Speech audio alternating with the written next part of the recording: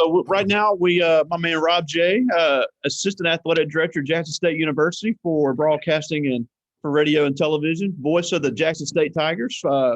Unbelievable career with radio and television here in the Jackson area. WLBT, WAPT, Kixie 107, you name it, you've done it. And I know you're humble and wouldn't dare go through all the awards you've gotten. But I've got a room full here at Velma Jackson High School. We're recording for our Digital Media Academy also at Velma Jackson High School, and for our friends at Rosa Scott, Ridgeland High School, and Germantown High School as well. And we have been talking about the Arts AV Communications Career Cluster, which you are a huge part of here in the area.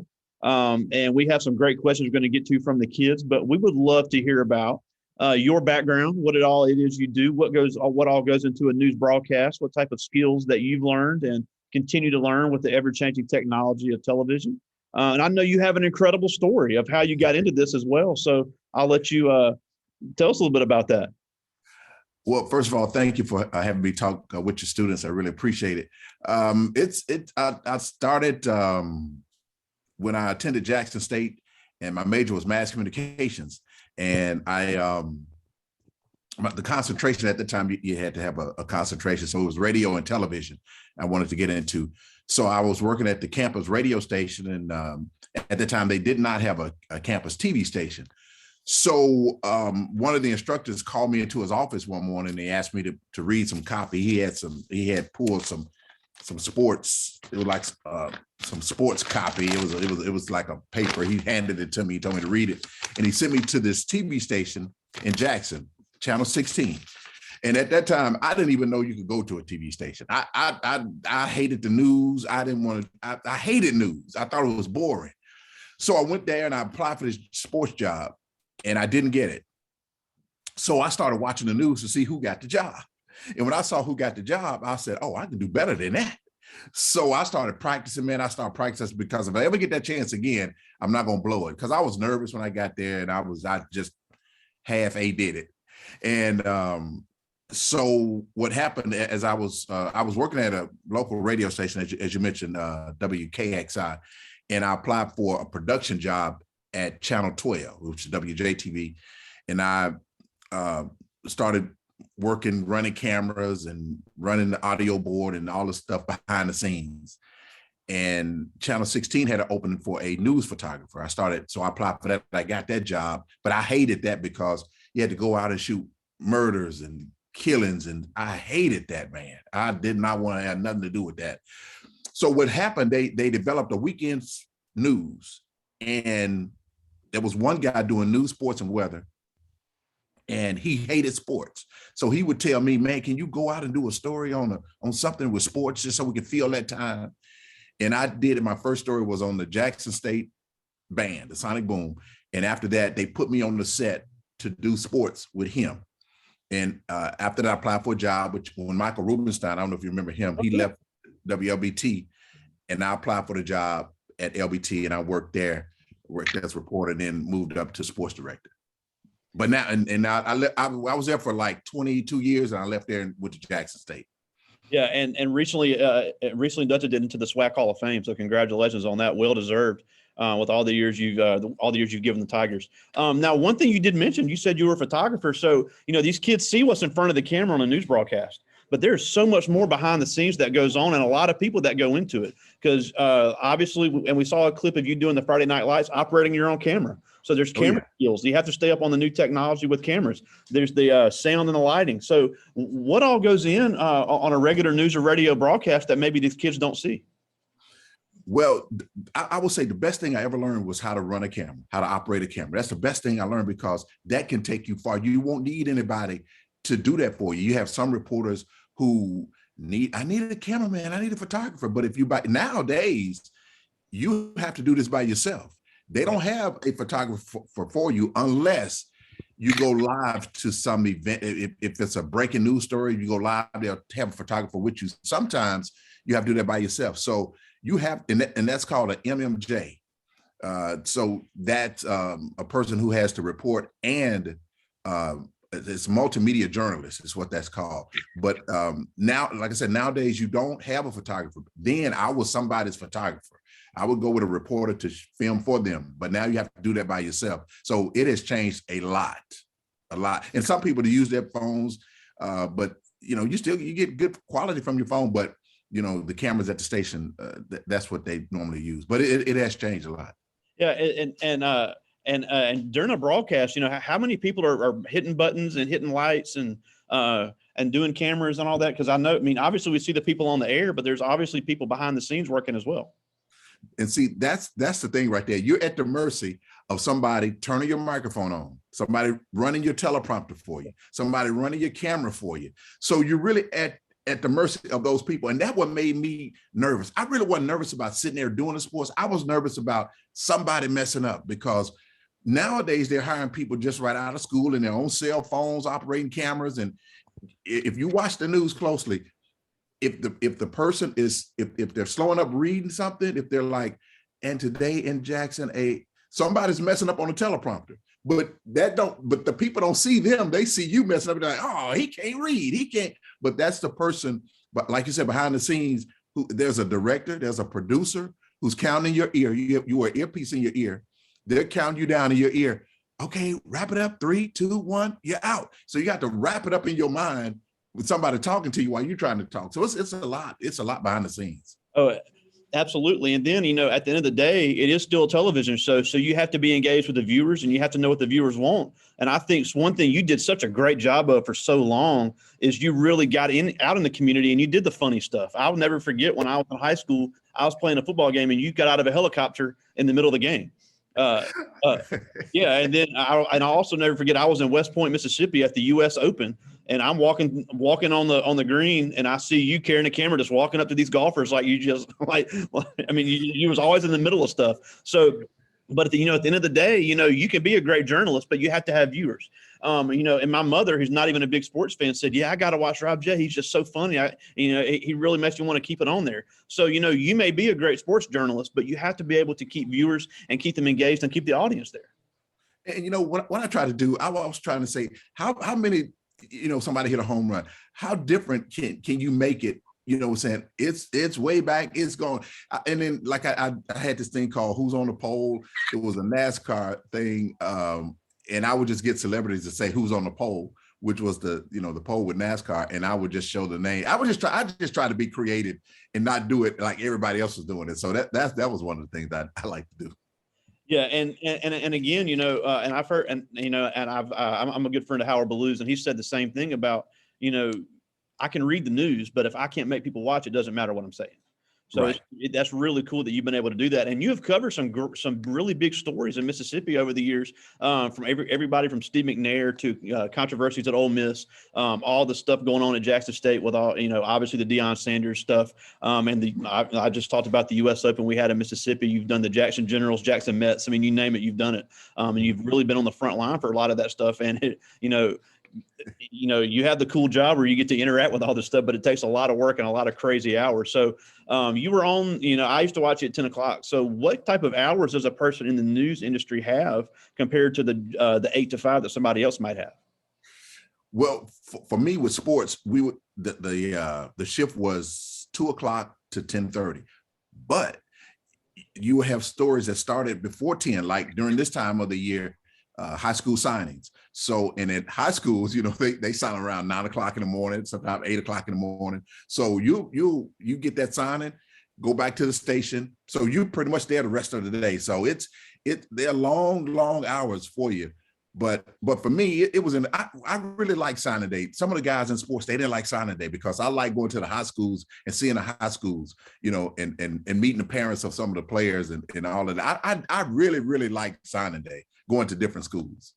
Oh yeah, and it's always a hit for the schools, especially when we have signing days here at Velma Jackson. It's a big deal. It's a big deal for the smaller schools as well, for the community to be involved. Now one thing, we talked about your television, but you had a great career in radio, and now you have a great career in radio with the voice of the Jackson State Tigers. So what is the difference when people say, yeah, I want to work in this field, but I don't want to be on a camera? Radio, you're not on camera, but you are still a part of the media. So what is the main differences, but obviously besides the camera aspect, between television and radio? with radio, you don't have to dress up, because nobody sees you. And I would really advise students, if they want to get into television, if they want to be a reporter, broadcaster, try to get into radio, because radio develops your ad lib quality. On radio, you have scripts to read, that you're going in and out of a commercial, but you have to have the ability to ad lib and use your voice inflections and all of that. So that's why I really, really liked radio. But with like I do the play-by-play for Jackson State football and basketball. And I started doing it with Alabama State. That's why I started doing basketball games with Alabama. I would have to drive to Montgomery, do the games, and come back to Jackson. I wouldn't do that for nothing in the world. I was back then, I was young. I thought I could do it, because the coach at Alabama State would say, "Man, you going back to Jackson tonight?" And I didn't, man, I think nothing about it. I was just so excited about doing the games. But yeah, I would advise anybody, if they can, get into radio and just, do a shift, get with a DJ or an announcer there, and just because radio really develops your inflections and how to go in and out of a story. You see some of these people on the news today, that you could tell that they're just right out of school, man. I mean, you just got to. And I was really fortunate to have worked at a radio station. I still work at the radio station to this day. Yeah, and you've had your radio call-in show before as well. Now, one thing about that, these kids want to get so mad when we make them speak in front of people. But obviously, in your line of work, you have to be able to talk all the time, talk clearly, talk coherently with great vocabulary, and sometimes live with several thousand people watching. So why is it important to develop those communication skills now in high school? Even if they don't want to be live on television, because it is such an underrated skill in America right now. It is so ironic that you mentioned that. I have a sports show on Tuesday nights. It was last night. So one of the guys who's a co-host with me, he brought his son into the studio, and he's 14 years old. So when I was introducing everybody in the studio, I forgot to introduce him. I just thought he was just observing. So he had headphones on, he had a microphone in front of him. And I said, oh, and so when I introduced him, I forgot him. He raised his hand. He was like, I forgot him. I was like, okay, we have a young man. I said, introduce yourself. This is what he said. Colin. I said, what? Now this is live on the air. I said, what did you say? He said, Colin. I said, listen, you're on the radio. You have a microphone in front of you. Nobody can understand what you're saying. You have to speak clearer. Now let's do this over. All of this is live. Now I said, okay, here we go. All right, we have another young man in the studio. What's your name? And he said it clear and concise. I'm like, okay, do it like that. I don't know if these kids think mumbling words is cool, but if you're going to be on radio, if you want to be cool and mumble your words, this is not the business for you. Absolutely not. No, sir. You have to speak clear, because people are listening. People are half listening to you on the radio as they're driving. Maybe they're working, and you have to be clear and concise when you speak on a radio station or a TV station. Yeah, absolutely. Because like you said, if somebody's halfway listening, if they can understand it, they're going to change the channel. That's right. That's the difference between in the media and business. When I have my business classes, I talk about your target market. You're only trying to reach a certain market, but in television, you're really trying to reach everybody. And that's one thing, that's one thing I think you've always done a great job of in radio and television. Because I remember I was listening to the country station one time, and you're doing something on there with Scott Steele. I'm like, what is Rob J doing on US 96.3?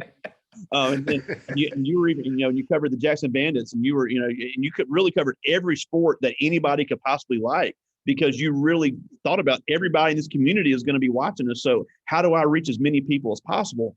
And that's the difference between somebody that owns a business and somebody that's in the media.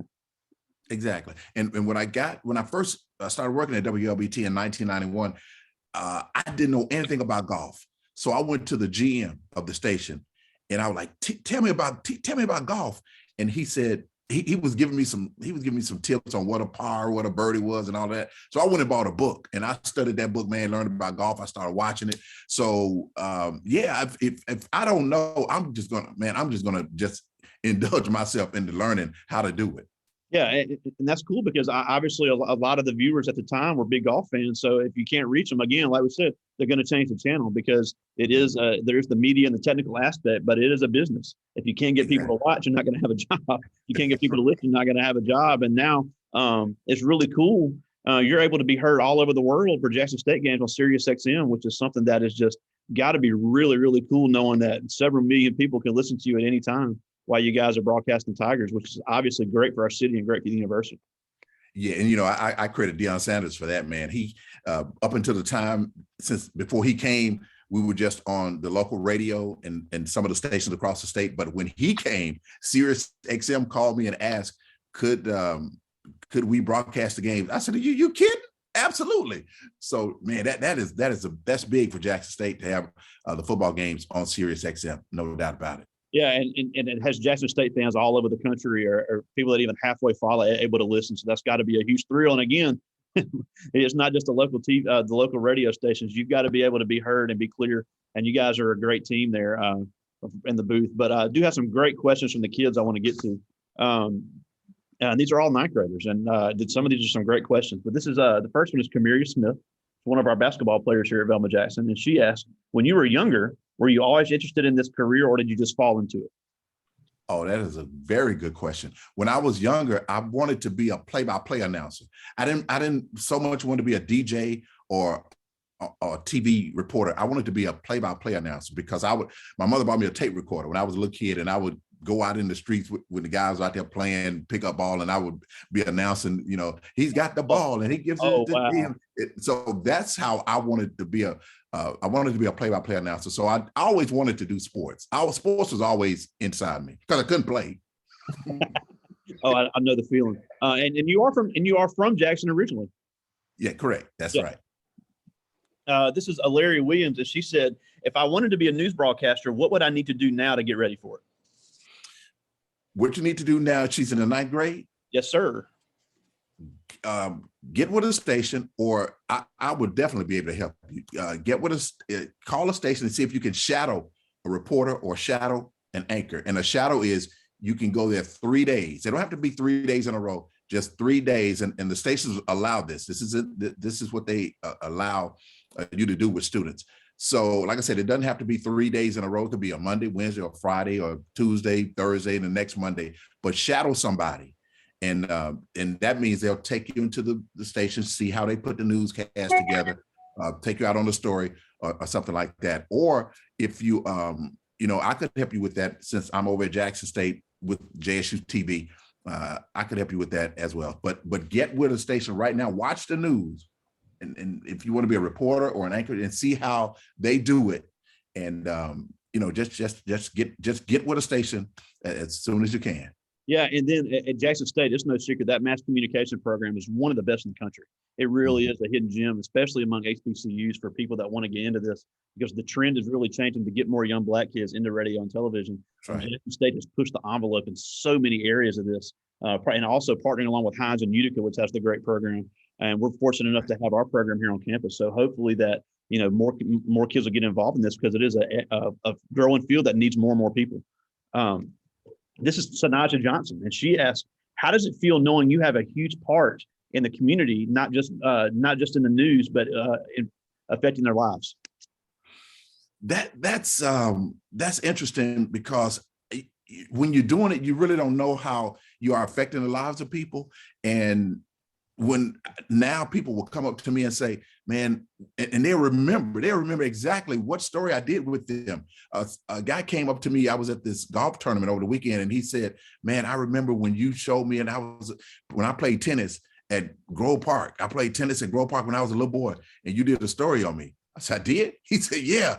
And that inspired me. So you don't realize how you're inspiring people. And that's why I don't want to, I never try to make fun of people. I had fun with people. I didn't make fun of people. And one story in particular, CM&I, I don't know if you remember this school, CM&I High School. I did Friday night football. I went to cover them, and they had the jerseys didn't match, the helmets didn't match. And then one guy with another station, he was just cracking up. He was like, look, man, he got to take his helmet off when he come in and give it to this guy. I said, man, don't laugh at him. Just try to help him. When you show this tonight, just say they need some support. That's all you got to do. So that's what I always try to do. Yeah, and it's amazing when a lot of people are watching how many people will get behind that.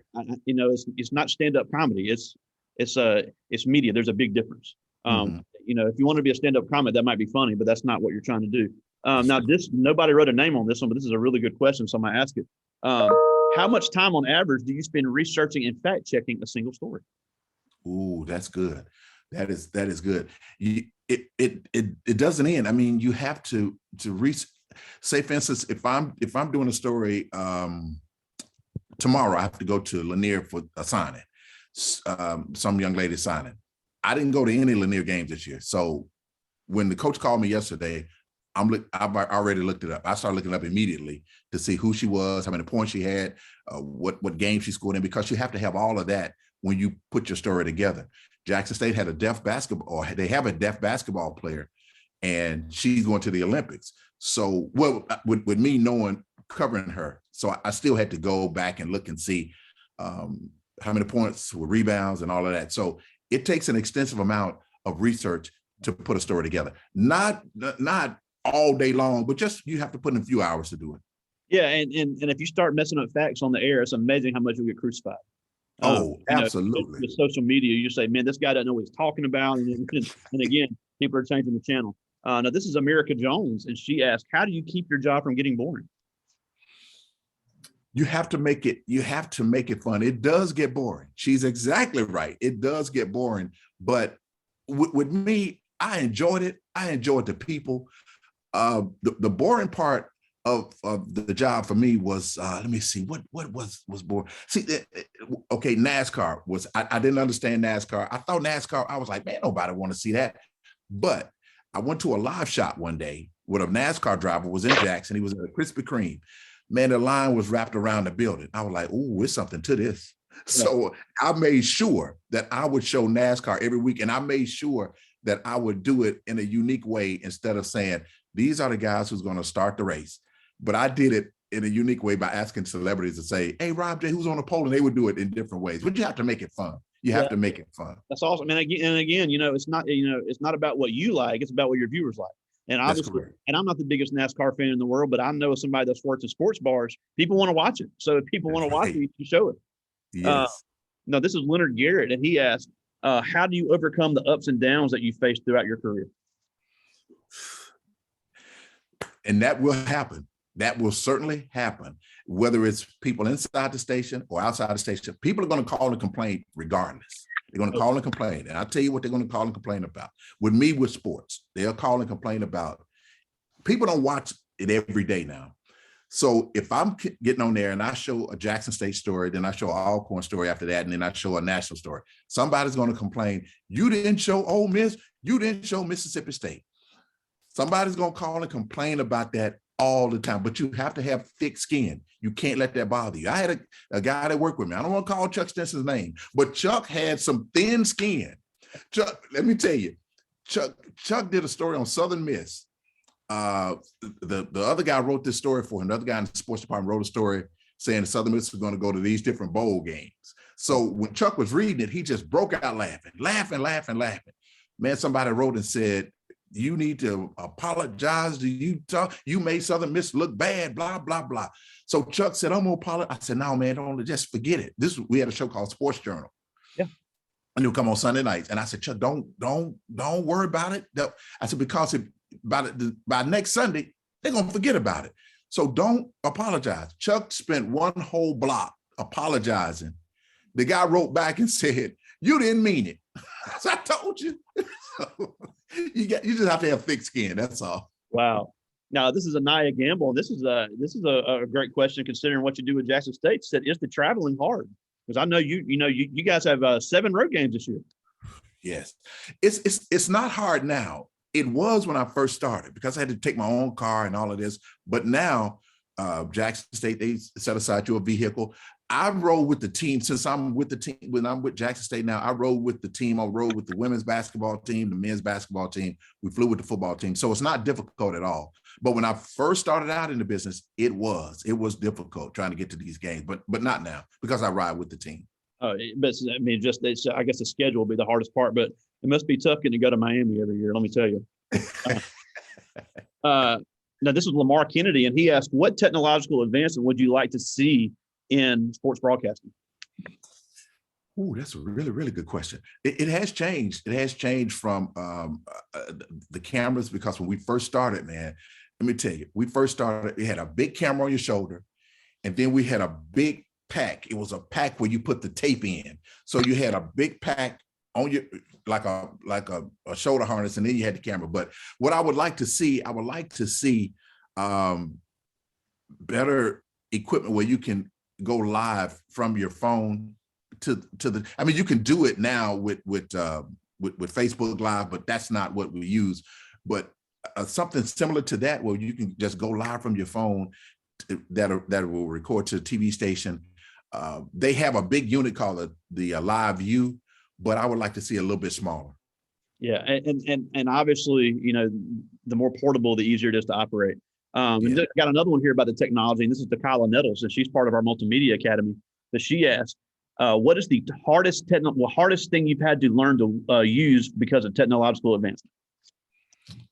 The hardest thing I had to use was the editing systems. The editing systems would change. Now we use Premiere. I don't know if you guys use Premiere. They do. Premiere Pro. That's nice, but going different editing systems was kind of difficult for me. But when it comes to producing, like I worked at Channel 16 last year, I still do some freelance work for them, but putting your show in, putting graphics in, that's kind of complicated, because if you watch the news, watch this, for instance, if the guy would say, okay, today Velma Jackson played who's your rival? Canton. Okay. He'll say, let's go to Velma Jackson playing Canton. You'll see a graphic of a Velma Jackson logo and a Canton logo coming together like that. That's difficult. It's so tedious to find that and put that in there. That kind of stuff, you know, all the animation and all of the graphics, that's what's kind of difficult. Yeah, and I can see that, because you know, as smart as you are, as much experience you have, you didn't learn how to do that, because that's a whole different skill set. And then you would have to put that together yourself. Nobody does that for you.